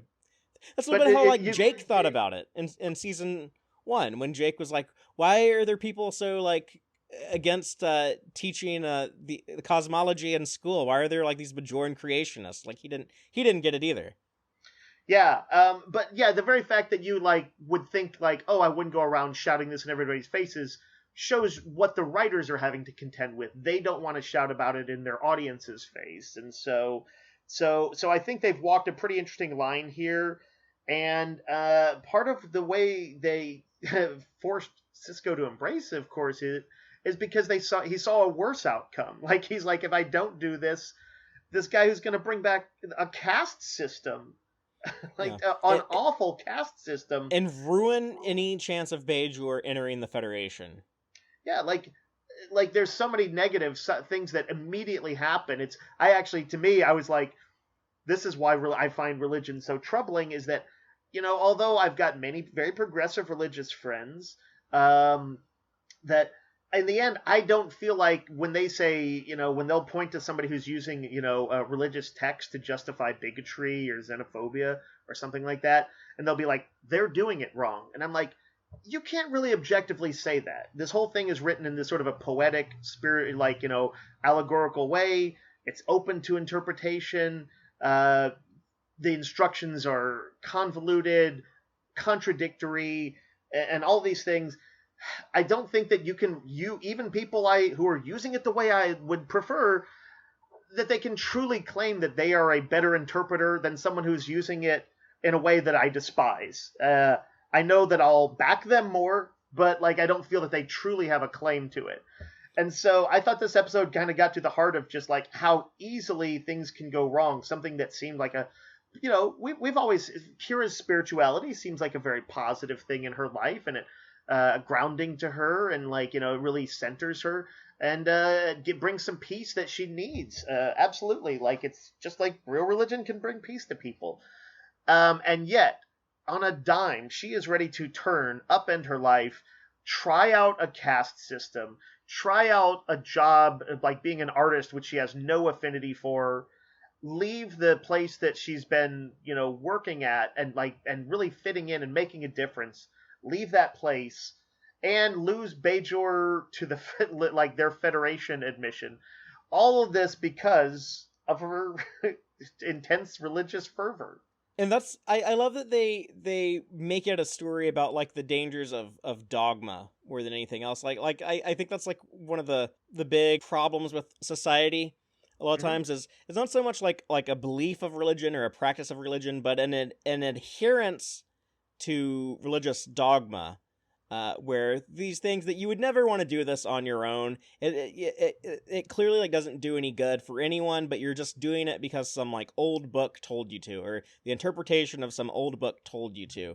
And I like that they show like Kira's troubled struggle to do that. And when he first announces he's bringing back the Dajaras and everyone's clapping, you see her like look real sad, but like she's playing along, she claps anyways. I love that they go to that place, but I am frustrated they don't take it one step further and have Kira actually fulfill that obvious arc and be the one who herself rejects the dogma. And someone else has to come save her, with Sisko having an emissary off, where they actually go to the prophets and ask. I was actually thinking Sisko and the Bajorans got extremely lucky. That guy could have declined him. He could have said, "No, I am the emissary now. I'm not going to go through your dumb test." And he could have contested it. And it seems like he kind of had already kind of gotten the will of the people on his side. So I actually think Sisko and the rest of those guys got super lucky that this dude at least had a shred of morality to be willing to do it. Who, by the way, initially, of course, seems like kind of rather humble, soft-spoken. I'm like, oh, no Kai Wynn vibes about him. He seems all right. And then like a half hour later, he's like, I've made a pact with Kai Wynn. God damn it. He certainly seems like fairly harmless early on, so much so that Sisko, his arc in this is to like, oh, he's about to get out of his, he's about to escape having this thing hanging over him, and he's like, yeah, he's probably the one, go with him. But by the end of it, he is assuming this authority, and Sisko challenges him. And he says, let's go and let the prophets decide for themselves. And I don't know if they've established before, but the prophets actually do seem to really like Bajor. Like when they tell Sisko, you are of Bajor, we are of Bajor. That's something that becomes like a bigger theme throughout the rest of the show. But they're still kind of like weird aliens, because when this guy is like, oh, what, I'm not the emissary? You should have just killed me. You should just let me die. And they're like, oh, we can still do that.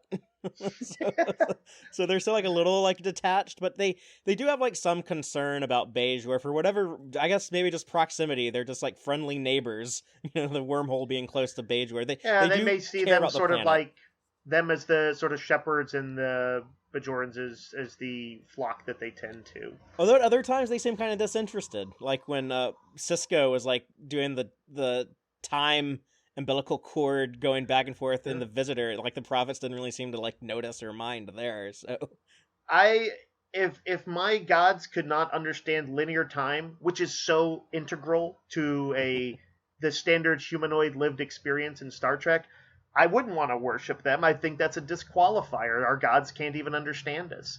But that's not quite the questions that they're wanting to ask in this. They want to walk a line, and they send him back, and they even give him a life that sort of tweaks the timeline. But I did conveniently think, doesn't change much other than there's like a new stanza in a poem. right. I did wonder. This is the me that is very critical of religion. Like a priest, a Vedic, died in the dawn of the sort of I'm bringing the caste system back. Did that guy get his life back? This is one of those things where I'm like, oh, or was he just a casualty of a little bit of internal religious fighting that does not exactly show off the merits of Bajoran religion. Yeah. No, that was unfortunate, but I like that they did that because it gives the story a little bit of teeth. There is Yep. danger. I did too. I think if I were in Cisco's place, I'd have lots more questions for the prophets, but on some level, I think I would also consciously or subconsciously try to push those questions away because, there's a big advantage to being the emissary. It means that I'm the interpreter now. he's the interpreter, that the Bajorans who live right next to the wormhole, which is key to the system, are broadly on the Federation side. I mean, there's other reasons too. There's lots more reasons the Federation is very helpful to them, but he spiritually is considered sacrosanct to them. So there are advantages, and there's reasons why you wouldn't poke the bear too much. So in truth, while I would internally be doing it, publicly I probably would not. I'd probably be doing the same thing Cisco is, which is let's just see how it plays out. It's kind of working right now. Don't screw it up. It's kind of funny when he thinks he's off the hook of being the emissary, and he's Yeah. like, finally, I'm just a Starfleet officer. All I have to worry about now is the Klingons and the Dominion and the Maquis. It's like, Yeah. oh yeah, like Deep Space Nine's like the station where you have all these the problems don't go away. They just more and more of them just show up. But Yeah. I also like to think that it's probably funny, something that would have happened off screen. Starfleet's always been uncomfortable with Cisco being labeled the emissary, and how that works with the Prime Directive. Is he interfering with the inner workings of the society? There must be some admiral back in San Francisco who gets the report emailed to them, and they see oh, Cisco is no longer considered the emissary. That's good. And then they get this other email, and it's oh, Cisco is now considered the emissary again. And maybe it's Admiral Clancy from Picard. She's just the sheer fucking hubris of this guy. Yeah. There's a lot of sweating going on in Federation offices in the week or two that this episode represents. I do want to comment on the B story, because there are a lot of Keiko O'Brien haters in the world. I actually really like Keiko, and I think she is so cool in this episode. When she's back on the station, she finished her botany job on Bajor. She's living at home again. Her and Molly are there. She's pregnant. O'Brien is a little caught off guard, you got pregnant that fast, huh? We just started trying again.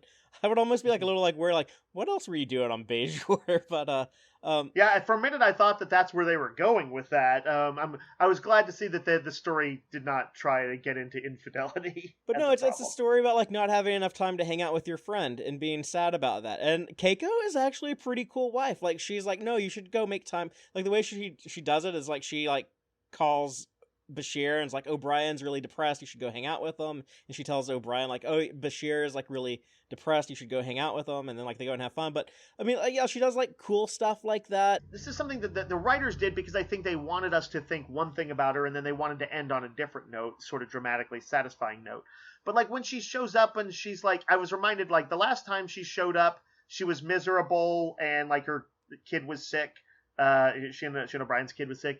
And then this time when she shows up, she's also kind of right out of the shuttle. She's not bad news. It's good news that they're having another kid, because clearly they wanted at least that possibility. She kind of just like dumps it on him like in a sort of rather unceremonious way. I guess it's because the kid spoiled it, but like it comes off kind of awkwardly. It does seem a little bit like, oh, we as the viewers are about to be deprived of our fun bro stuff with Bashir and O'Brien, and it's because she's kind of come back to complicate his life. It's one of those things that like it can feel at least superficially like yes, this is an anti-Keiko sort of thing. So then they sort of repair it by the end and they show her. But I think this is kind of why viewers, like, they do toy with the notion of Keiko, the friendship destroyer, in a kind of way that I think is unfair, but speaks to 90s kind of tropey stuff.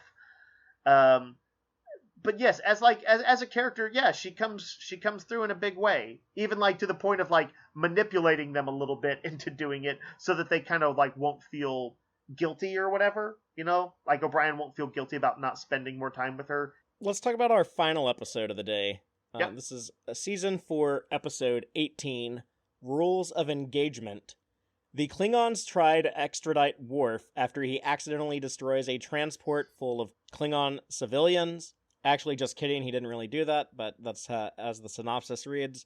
So yeah, this is another courtroom drama. I guess this is the third one we've had on DS9. We've had several throughout the course of the Star Trek franchise, but yeah, it's a hearing to determine if Worf will be extradited to Klingons and face Klingon justice, which we know is a dangerous thing from Star Trek 6. Dave, how do you feel about this one? As far as like the way we kind of watch these in little breaking the season up into arcs, I like when I get to go out on what I feel is a very strong episode, and I feel like this week I'm going out on a strong episode. Rules of Engagement I liked a lot. I thought Ch'pak was one of the best Klingon characters I've ever seen. Shrewd and like really very clever in his manipulations, but also still a Klingon. And he visually looked cool. The actor had a presence to him. I felt like he was a real threat. Even at the same time, I was like almost kind of taken by his arguments, which is kind of something I want in a good case like this. Is like I want to sometimes see the other side being like, oh, well, geez, that's kind of a good point. So yeah, I was quite happy with it. Good episode. It's so cool to see a Klingon something other than military. Like, Yep. what are like the Klingon like tech support people like, or like what about like the Klingon I guess, well, we see a Klingon waiter in the Klingon restaurant, but like the service industry Klingons, what are they? So here we have like a Klingon attorney, which I guess we saw Worf's supposed to be his grandfather, Colonel Worf, also played by Michael Dorn in Star Trek 6. This is also like a Klingon attorney. And we see one in Star Trek Enterprise. Sometimes the Klingons are still almost a little too much like warrior Klingons, and I kind of like it if the warrior ethos comes out in different ways, or if it would be seen through different ways, through different vocations in the Klingon Empire. And I felt like Ch'pak was kind of like the culmination of like somebody who both had the guile we would traditionally associate with an attorney,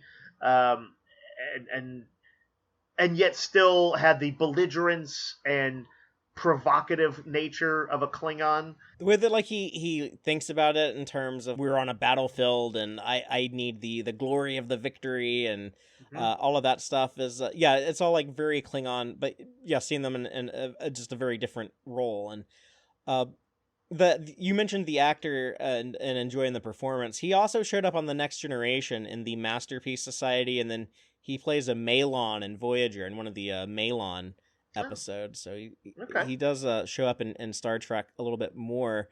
The other key thing about this episode is that the way that they shoot the testimony flashbacks, where the characters, I wouldn't say breaking the fourth wall, because they're talking to they're talking to the people in the courtroom, not the audience, but I guess cracking the fourth wall when they're like talking in their flashbacks. Stylistically, they do turn to the camera like in the scene that they would be in and begin talking.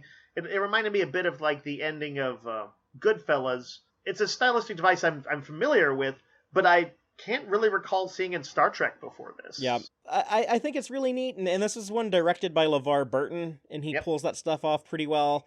As a kid, it bothered me because I thought it like kind of like broke the style of like that's not how you do flashback stuff in Star Trek. Like no other Star Trek show did that, so it was a little too weird and experimental for me as a kid. But now that I'm I'm older, I've watched more movies and I guess I'm more open-minded to this type of stuff. I really enjoy it because it does make things feel fresh and different from all the various courtroom episodes Star Trek has done.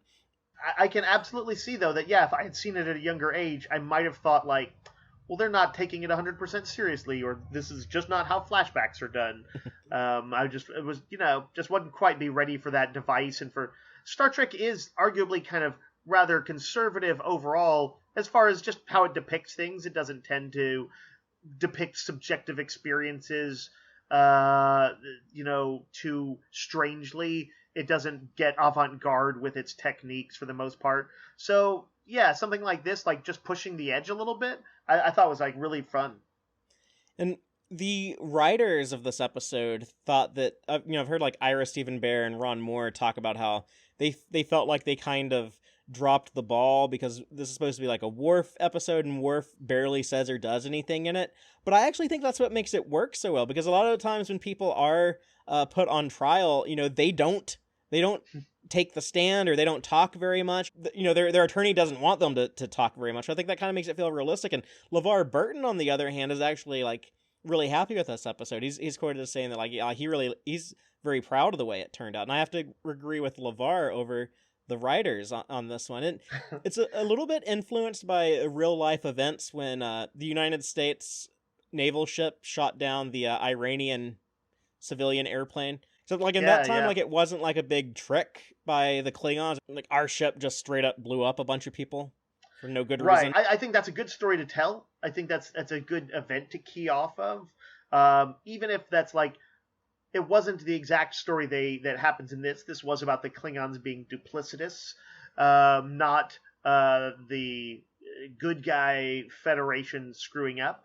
But they certainly played with it. They, like, as Sisko will say at the end, he's like, you got damn lucky to Worf. Because, like, he happened to make the right call, to luck into it. But he also made a bad call. So, like, you still get the acknowledgement of like, Federation problematic, like, a problematic Federation call, or at the very least, a personal bad call from Worf. But I do agree with you, and with LeVar Burton's assessment. I was really happy with the episode. I was skimming those notes on Memory Alpha, and I was kind of shocked to see that the writers didn't like it, because I was like, oh, that was a really good episode.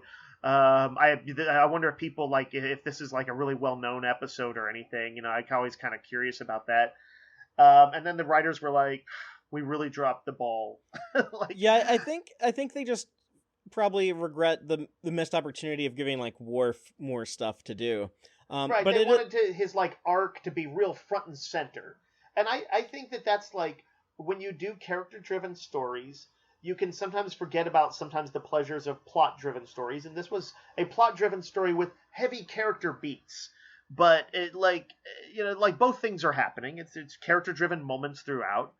But it didn't kind of like the classical thing where you really see the mechanism and the rises and falls of somebody's character arc did get shunted to the background, so that, it was also a courtroom drama as much. And, Ch'Pok got to shine, and Sisko got to shine as, his sort of rival attorney. They both get to choose some scenery in the courtroom. But in my head, because I was only watching what that was presented before me, I wasn't like, this is purely a Worf episode. I just didn't think about it that way. They clearly were. So when Worf, in the final product, didn't get that much screen time, it was disappointing to them. But I was like, what a great courtroom episode with meaty moments for Worf. I thought it was a success. We still experience some of his growing pains about, learning how to become a commanding officer. And there are like some frustrations where you're kind of like, oh, Worf, why are you going along with us? Like when when Chapok tries to present the evidence of like Worf's holosuite time, Yeah. and he's like, "Oh, why can't I submit this, Worf? You don't have anything to hide, do you?" And Sisko's like, "Don't play his games." Like that's very like unrealistic that someone like go along with that. But I guess Worf might be the type of dude who would like, "No, I have nothing to hide." You know, that Klingon pride. That allows you at the end where Sisko turns that around on Chapok. Is like, "Oh well, you know, can I show this this evidence here I got of like this list of names from like another ship?"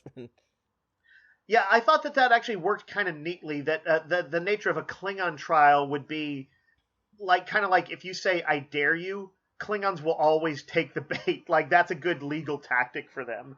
They're always like, "Fine, I don't got nothing to hide. Yeah, do it." And then both sides will do it. It's their weakness as far as a courtroom goes. Even though they were, like arguably it could have won the case for Chapok. It came very close to doing it. I pulled the quote from it where he's explaining the Klingon philosophy of the incident. He says, "We Klingons are not concerned with matters of fact and circumstance. What matters to us is what was in Worf's heart when he gave the order to fire. Was he just a Starfleet officer doing his duty, or was he a Klingon warrior reveling in the battle? That is why I'm here, because if he was a Klingon lost in the bloodlust of combat, only we can judge him, not you." Like, internally, that probably means that maybe this trial shouldn't have even been happening the way it was because they have very different values.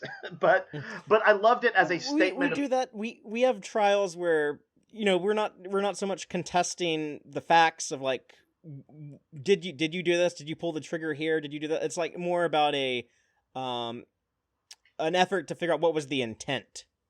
Like criminal intent. That's a thing. Right. That's like the Klingon way of saying we were trying to like figure out honor intent or bloodlust intent or whatever. Yeah, it was kind of like a colorful way to. It's interesting also that they have a Vulcan who's gonna be the judge. I liked seeing that Klingon ethos in there, and when you had the Vulcan judge, I kind of thought like, oh, he's gonna be snapping at her and saying like, you Vulcans couldn't possibly understand this. But he's smarter than that. That's how their depiction of him was like, no, he's not going to like go after the judge. He's very respectful to her. Yeah. When he calls Dax up to testify, they're basically saying like, look, Worf plays like these violent video games, so clearly he's a cold-blooded killer, right? But we see like a lot more like the flirtatious side of the Dax Worf dynamic, where they're like, oh, they're actually like getting like pretty rough and like beating each other. Like she says like she's been bruised up, she had a broken finger one time. It's like, damn, like Dax plays rough, that's like foreplay for Klingon standards from what was established in Next Generation. But here it was kind of a joke in the Next Generation. Here it's like kind of serious and dare I say like kind of sexy the way they handle it in DS9. It's another example of DS9 doing TNG stuff better than TNG did it, in my opinion. Yeah. I think that's a dead on evaluation of like a lot of stuff. Klingons, Ferengi, a lot of those things just come through better on there. And I liked the ending where Sisko both dresses Worf down and also kind of says, "I'm still backing you," and then but it's like kind of it's a nuanced ending because he's like, "Oh yeah, they're throwing you a party for your win," and Worf's like, "I don't feel like I won," and he's like, "Yeah, well, you got to go put on a smile for the troops because that's what it means to be in command, and you got to suck it up, Klingon." Life is a great deal more complicated in this red uniform. Yeah, that was a neat bit, and I kind of felt bad for him because like he got no real like in love from Sisko in a way. Like Sisko was backing him, and in a lot of ways that was ultimately that, but Sisko kind of kept on saying like, man, just wait till you get another pip on there. You're never going to get out of it. It's always going to be like you'll this. wish that you went into botany. Yeah. The Sisko stuff was cool. He's also probably like really mad at Worf for like actually like punching Chapok, and when Chapok is basically saying like Worf, you have no honor, you've never had honor, you've never been a real Klingon, and by the way, your son Alexander, he's a little bitch too.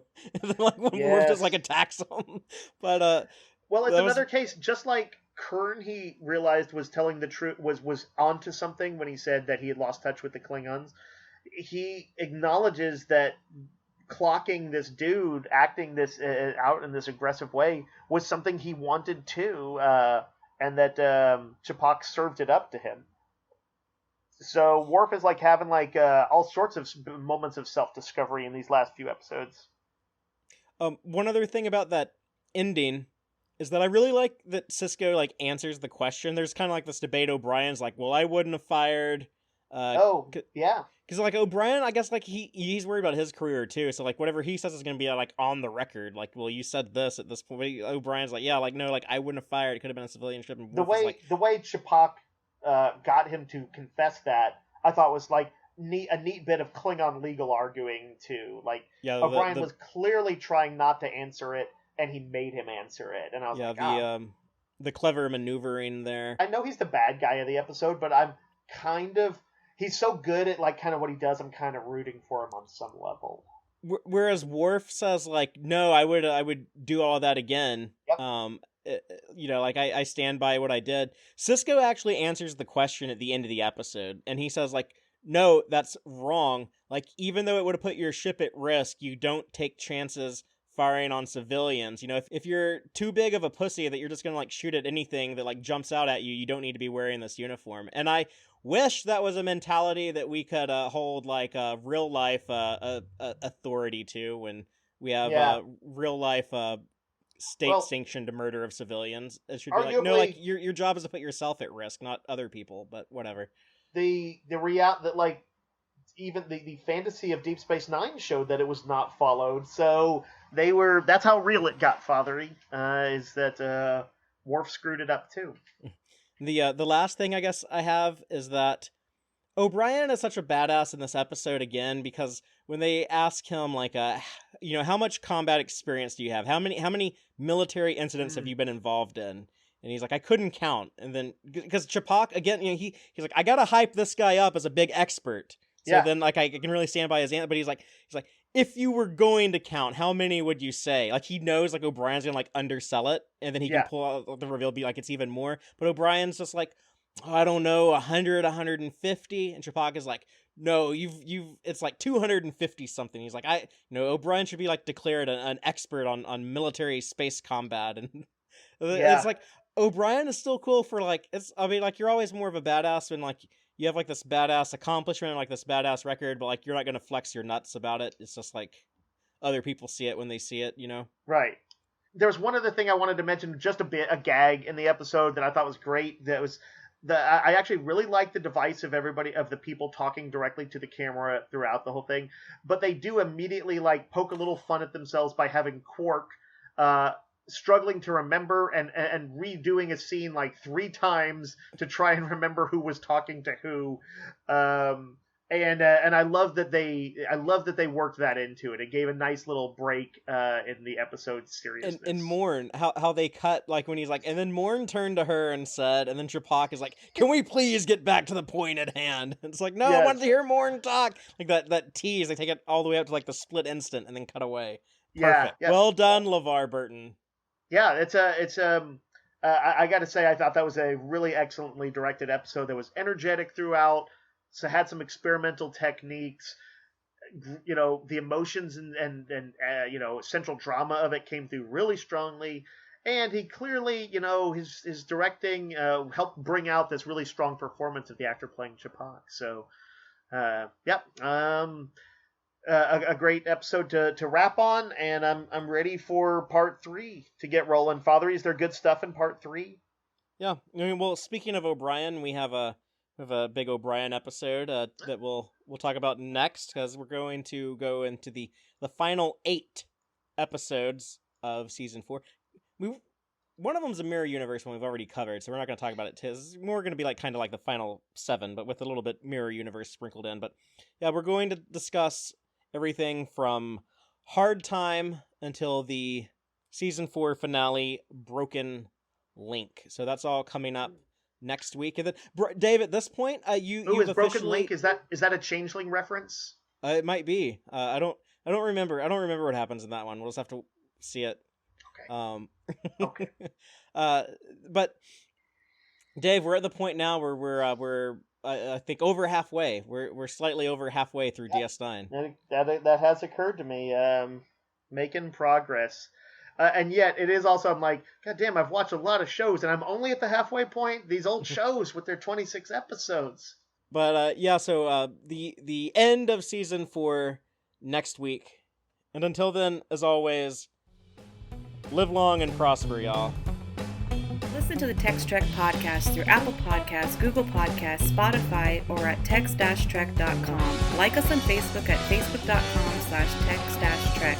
And follow Fatheree on Twitter at TXTrek. Please support us by liking our videos and subscribing to our channel on YouTube. Thank you and take care.